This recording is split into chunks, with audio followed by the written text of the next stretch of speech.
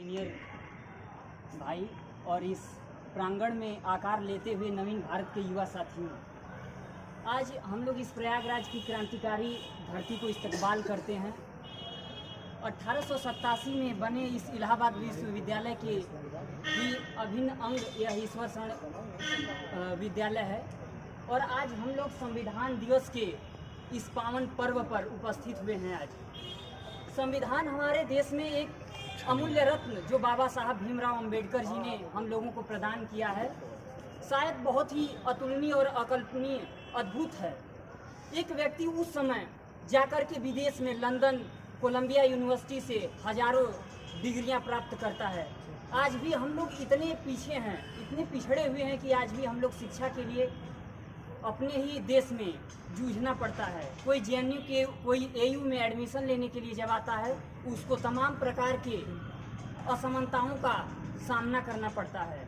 आज भी उन ऊंचे ऊंचे पदों पर बैठे हुए उस सांप्रदायिक ताकतें और जो उस तरह की मानसिकता लिए हुए लोग बैठे हैं, चाहे वो वाइस चांसलर हों, चाहे उस तरह के प्रोफेसर हैं। हम ही लोग के समाज से लोग निकलते हैं और हम लोगों को ही दबाने का काम करते हैं। वो लोग, बाबा साहब भीमराव अंबेडकर को क्या जरूरत थी इतना विस्तृत संविधान लिखने का? वो अभी चाहते तो जाकर के विदेशों में या खूब अच्छे से बैरिस्टर थे, अपना जीविकोपार्जन करते और अच्छे से अपना जीवन काटते। लेकिन उन्होंने अपने इस समाज को आगे बढ़ाने के लिए कुछ सोचा। कहा करते थे कि शिक्षा वो शेरनी का दूध है जो पिएगा दहाड़ेगा जरूर। भारतीय संविधान को उन्होंने लिखा। मैं पूरा विस्तृत बहुत उसके ऊपर नहीं चर्चा करूंगा। उसका प्रेम्बल आप लोग जैसा जानते हैं कि हम भारत के लोग भारत को एक संपूर्ण प्रभुत्व संपन्न समाजवादी पंथनिरपेक्ष लोकतंत्रात्मक गणराज्य बनाने के लिए तथा उसके समस्त नागरिकों को सामाजिक आर्थिक राजनीतिक न्याय विचार अभिव्यक्ति की स्वतंत्रता प्रतिष्ठा और अवसर की समता प्राप्त कराने के लिए तथा उन सब में व्यक्ति की गरिमा राष्ट्र की एकता अखंडता को सुनिश्चित करने वाली बंधुता बढ़ाने के लिए आज इस संविधान सभा में दृढ़ संकल्पित होकर के इस संविधान को 26 नवंबर 1949 मिति मार्ग शुक्ल सप्तमी संवत 2006 विक्रमी को एतद द्वारा इस संविधान को अंगीकृत अधिनियमित आत्मार्पित करते। पूरा संविधान इसी में इसको हम समायोजित कर लेते हैं। दोस्तों, कहने के लिए बहुत कुछ है लेकिन समय का अभाव है, तो इतना ही कहेंगे कि शिक्षा, वो कहते थे कि मूर्ति में हमें मत ढूंढो, हमें किताबों में ढूंढो। तो किताब पढ़ने की ज़रूरत है। आज जिस तरह का माहौल हमारे देश में बना हुआ है, आप लोग समझ सकते हैं। कोई भी विरोध खुल करके नहीं कर सकता है।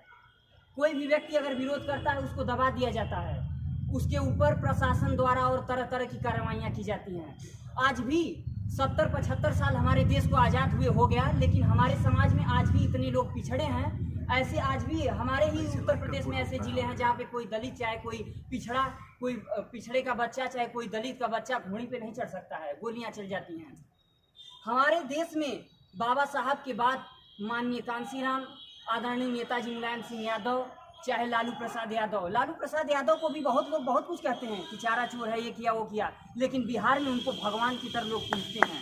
उसके पीछे कारण है, बिहार में उनकी फोटो लगा करके वहाँ पे उनकी पूजा की जाती है, क्योंकि उन्होंने जो दलितों को, पिछड़ों को अधिकार दिया। एक समान, एक खटिया पे कोई नहीं बैठ सकता था। कोई दलित का बच्चा, पिछड़ा का बच्चा खेत में काम करता था, वो किसी सवर्ण के सामने जो है अपने बदन पे कपड़ा नहीं पहन सकता था, कभी भी उसके पैरलम नहीं बैठ सकता था, कभी उसके घर के सामने से वो जूता या चप्पल पहन के नहीं जा सकता था।